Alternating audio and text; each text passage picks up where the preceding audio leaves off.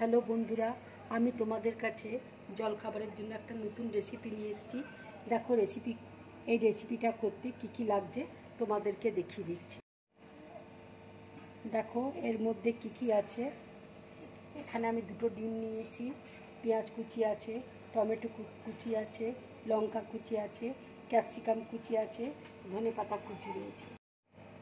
এখানে আছে চাট মশলা, বিট নুন, চিলি ফ্লেক্স, ব্ল্যাক পেপার।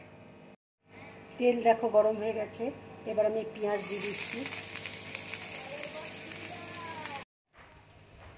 পেঁয়াজটা দেখো হালকা করে ভাজা হয়ে গেছে, এবার আমি টমেটোটা দিয়ে দিচ্ছি। এবার দেখো আমি একটু নুন দিয়ে দিচ্ছি।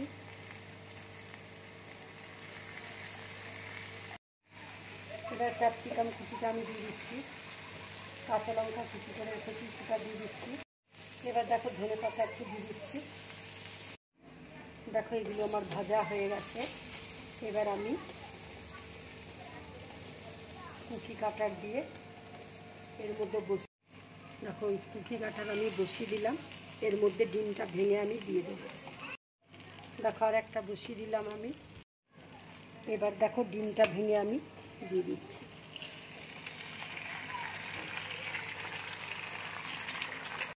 এবার দেখো আমি একটু বিট নুন দিয়ে দিচ্ছি, একটু চাট মশলা দিয়ে দিচ্ছি। এবার আমি চিলি ফ্লেক্স একটু দিয়ে দিচ্ছি। দেখো রান্নাটা হয়ে গেছে, এবার আমি গ্যাসটা অফ করে দিচ্ছি।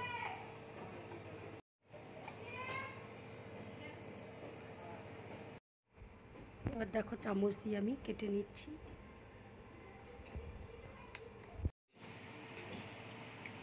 বন্ধুরা, তোমরা এইভাবে ডিমের রেসিপি বানিয়ে জলখাবারে খাবে, খুব ভালো লাগবে খেতে।